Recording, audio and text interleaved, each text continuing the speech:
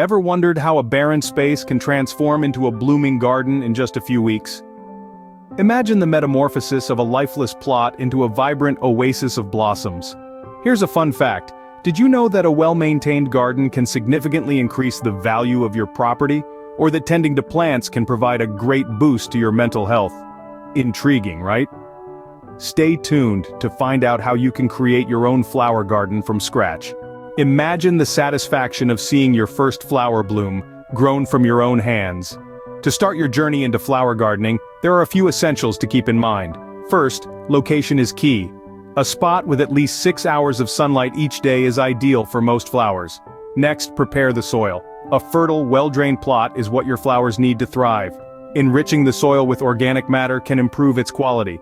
Choosing the right flowers is an art. Consider local climate and soil conditions. Some flowers prefer sun, others thrive in shade. Some love rich, loamy soil, while others do just fine in sandy conditions. Don't forget about soil pH. This can greatly affect your flower's growth. Most flowers prefer a slightly acidic to neutral pH. Remember, the foundation of a great garden starts with understanding your environment. So, take time to know your space, and let your garden grow beautifully from there. Now that you've prepared the ground, it's time to plant your first flowers. So, let's dive right in. The first step in planting is to dig a hole. This might sound simple, but it's crucial. The hole should be wide and deep enough to accommodate the plant's roots without them feeling cramped. The hole should be wide and deep enough to accommodate the plant's roots without them feeling cramped. You want your flowers to have room to grow after all. Once your hole is ready, it's time to introduce your plant to its new home. Remove the plant from its container gently.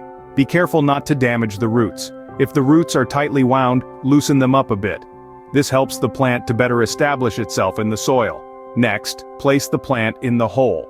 The top of the root ball should be level with or slightly below the surface of the soil. This ensures that the plant will be at the right depth once it's covered with soil. Now, it's time to backfill the hole.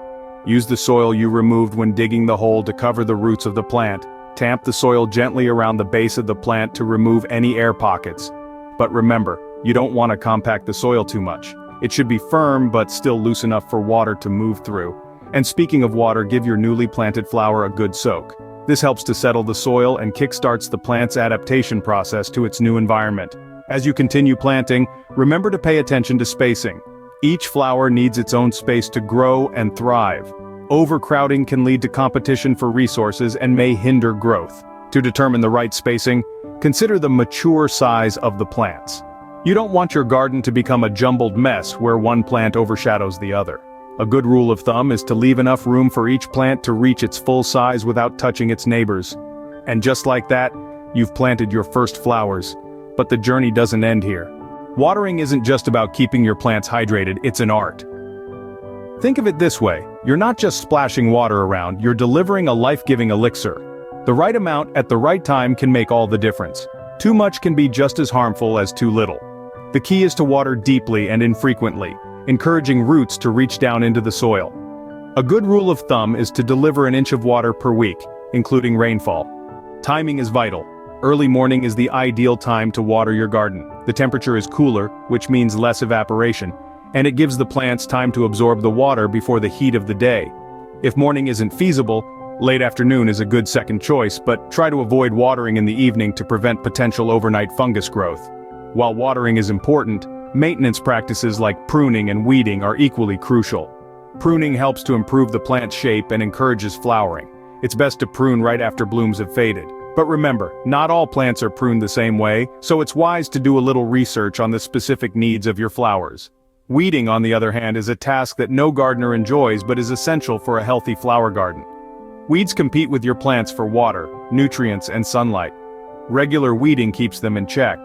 A top tip is to weed after a heavy rain or watering when the soil is moist and the roots come out more easily. And remember, your garden is a living entity. It needs food, just like us. A balanced fertilizer applied in early spring can give your plants the nutrients they need to flourish. And a layer of mulch can help retain moisture, suppress weeds, and keep the soil cool in the summer. With the right watering and maintenance, your garden will bloom in no time. And trust me, there's nothing quite like the satisfaction of seeing a flower you've nurtured from a seed burst into a beautiful bloom. It's the magic of gardening, and it's within everyone's reach. Even experienced gardeners make mistakes. Here's how you can avoid them. Firstly, let's tackle a mistake that's as common as a daisy in a meadow: overwatering. It's a well-intentioned error, born out of a desire to give our leafy friends all they need to flourish. But just like us, plants can have too much of a good thing. Overwatering can lead to root rot, a silent killer that can turn your vibrant garden into a wilted memory. The solution? Learn about your plant's specific watering needs. Some flowers love a daily drink, while others prefer their soil a little on the dry side. Next up, we have the issue of overcrowding. It's tempting to pack in as many beautiful blooms as possible, but this can lead to a battle for resources. In the botanical world, competition is fierce. Too many plants in a small space can result in slower growth and weaker flowers. To avoid this, ensure each plant has enough room to spread its roots and capture the sunlight it needs. Remember, in gardening, less can often be more. Last but not least, ignoring pests is a mistake that can wreak havoc in your garden. Those tiny insects may seem harmless, but they can rapidly multiply and start feasting on your precious plants. The key here is vigilance. Regularly inspect your garden for signs of pests and take action at the first sign of trouble. There are many organic pest control solutions available that won't harm your flowers or the environment. So, there you have it. Overwatering, overcrowding, and ignoring pests are some of the common mistakes gardeners make. But with a bit of knowledge and attention, these pitfalls can easily be avoided. By avoiding these common mistakes, you'll be on your way to creating a flourishing garden. Still doubtful? Here are some success stories from beginners just like you. Let's start with Tom. Tom was a complete novice with little more than a balcony and a dream. He started with a simple pot of marigolds, and now, his balcony is a riot of colors, brimming with blossoms that would make any florist green with envy. Next, meet Emily. Emily had a backyard that was more weed than wonder. But with patience, persistence, and the right knowledge, she transformed her patch of wilderness into a haven of tranquility, filled with lilies, roses, and sunflowers. And then there's Raj. He lives in a high-rise with not a speck of soil in sight. But that didn't stop him. Raj started an indoor garden with a few pots of violets and orchids. Today his home is a tropical paradise, a testament to what can be achieved with a little creativity and a lot of love. Last but not least, we have Sarah. Sarah lives in a cool climate area where many flowers struggle to thrive. But with careful selection of the right plants, like pansies and primroses, she now enjoys a garden that's vibrant even in the harshest winters. These are just a few examples of what's possible when you embark on the journey of creating your own flower garden from scratch. If they can do it, so can you. Ready to create your own flower garden? Imagine waking up to the sight of vibrant blooms and the scent of fresh flowers right in your backyard.